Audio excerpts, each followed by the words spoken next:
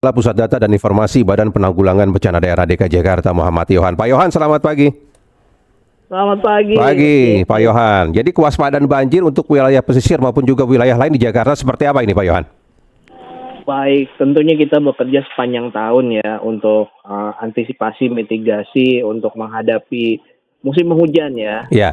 Dan BPBD juga sudah mendorong setiap wilayah itu untuk melaksanakan apel kesiapsiagaan bencana ya.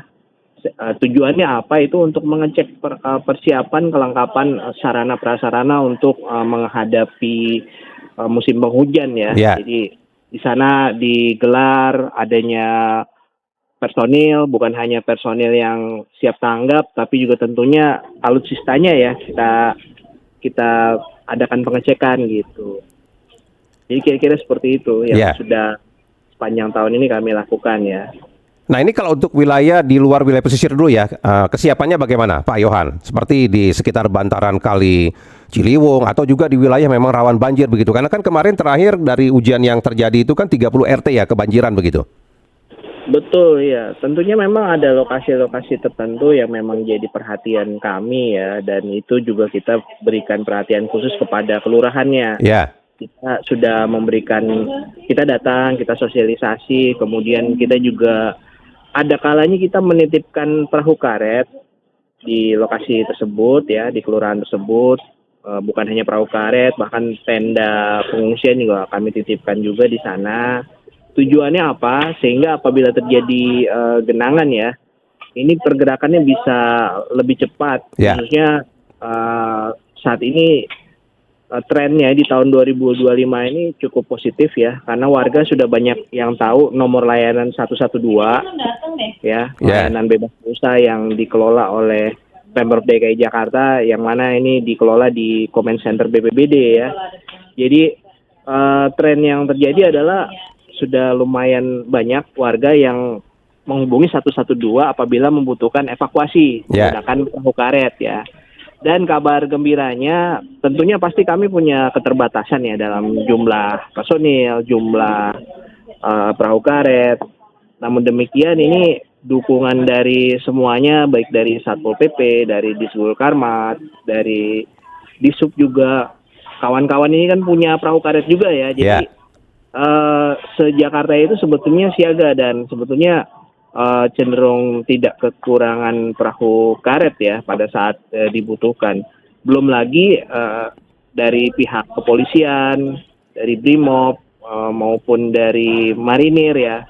Pada saat-saat tertentu ketika kita kehabisan perahu karet, seperti kemarin kejadian sebulan lalu ya di Kemang, itu seluruh perahu karet BPBD Jakarta Selatan itu turun ke titik-titik evakuasi, tapi kami juga didukung oleh kepolisian dan dari marinir ya, dari Angkatan Laut. Mereka juga ikut turun untuk mengerahkan perahu karet ya. Jadi kira-kira seperti itu untuk kesiapsiagaannya. Ya, tapi Pak Yohan ya, jika dilihat perkembangan yang ada begitu ya, sebenarnya potensi daerah banjir di Jakarta itu sekarang ini makin berkurang atau bagaimana, Pak?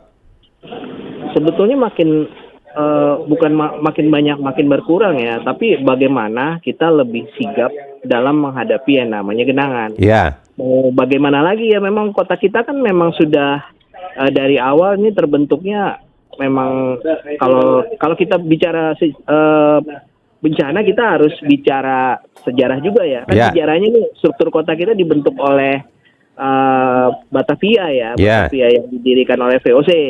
Dan mereka memilih Jayakarta, Batavia ini sudah paham bentang alam dan morfologinya itu cenderung di bawah permukaan laut ya. Jadi ada infrastruktur yang dibangun oleh mereka yang namanya banjir kanal barat di awal ya, yang akhirnya diselesaikan juga oleh Indonesia ini banjir kanal timurnya, sehingga sempurna itu infrastrukturnya.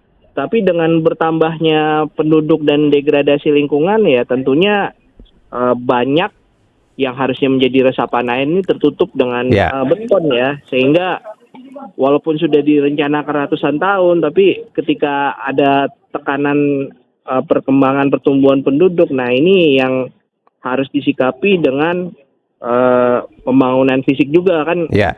Kalau Tapi dari paling tidak hulu begini ke hilir Pak kan Yohan ya, 20 kan harus kilometer. ada Pak Yohan, paling tidak kan harus ada antisipasinya, mengurangi genangan yang adalah begitu. Nah itu pengaktifan pompa-pompa, lalu juga pembersihan saluran itu bagaimana sebenarnya Pak? Oh tentunya itu kita kerjakan sepanjang tahun. Itu Dinas Sumber Daya Air itu pada musim yang dibilang musim kemarau atau musim kering pun mereka tetap melakukan pengerukan ya, sudah berantisipasi. Begitu juga dengan Dinas Lingkungan Hidup, mereka punya yang namanya badan air. eh, itu juga mereka juga sama melakukan pengerukan ya. Jadi poin saya adalah banyak yang sudah kita lakukan. Tadi saya belum selesai bicara ya. Ini Ya. ada 30 kilometer ini dari hulu ke hilir nih, dari puncak ke Teluk Jakarta ya. Ini kita baru bisa melakukan normalisasi dan naturalisasi itu di 15 kilometer ya, baru 15 kilometer karena langkah yang dilakukan ini juga apa namanya?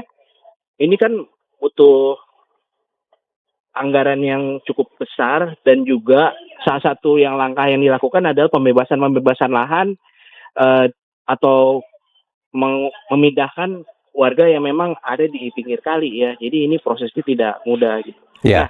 sisi utara yang terkait dengan banjirop, kami juga sudah berkolaborasi dengan Kementerian PUPR ya. Kita sedang membangun tanggul. Ini ada 2 segmen, ada tanggul yang dikerjakan oleh Pemprov DKI Jakarta dan ada yang dikerjakan oleh PUPR ya. Nah, ini prosesnya belum selesai. Nah, warga sendiri yakin kalau ini sudah selesai, ini rob ini bisa teratasi ya. Itu optimisme dari warga gitu.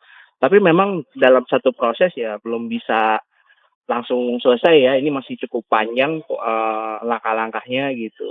Dan kalau tadi kesiapan itu pompa mobil tentunya kita sudah patroli terus ya. Dinas Sumber Daya Air sama BPBD itu kita memang sudah bersiaga terus membawa pompa mobile. Mungkin kemarin itu dampaknya bisa lebih banyak RT yang tergenang ya. Ya. Kalau kita tidak melakukan apapun itu. Mungkin bisa lebih dari 100 atau 200 RT. Tapi kan kemarin titik puncaknya bukan di 30 Mas, tapi di 42 RT ya. 42 RT ya. Tapi setelah itu 2 jam kemudian itu 25 RT dan akhirnya 16 RT dan akhirnya selesai ya. Ya. Jadi dengan pembangunan fisik yang saya sudah sebutkan tadi, normalisasi maupun naturalisasi, itu jadi aliran air dari puncak itu jadi lebih cepat ya. Dan kita juga bisa lebih prediksi nih kapan air itu datang. Kita juga punya skema early warning system, kita menyampaikan kepada warga, khususnya yang tinggal di bantaran kali ya, kita sampaikan kepada warga, kita kasih alert gitu nih, Bapak Ibu sekalian, ini dalam waktu 4 jam air dari Bogor akan sampai gitu. Jadi mereka sudah tahu gitu langkah-langkah evakuasi apa yang harus mereka lakukan. Baik kalau begitu. Kami nantikan perkembangan dari BPD DKI Jakarta. Terima kasih banyak Pak Yohan untuk waktunya Pak pagi ini Pak. Terima kasih Mas. Ya, selamat pagi Pak Yohan.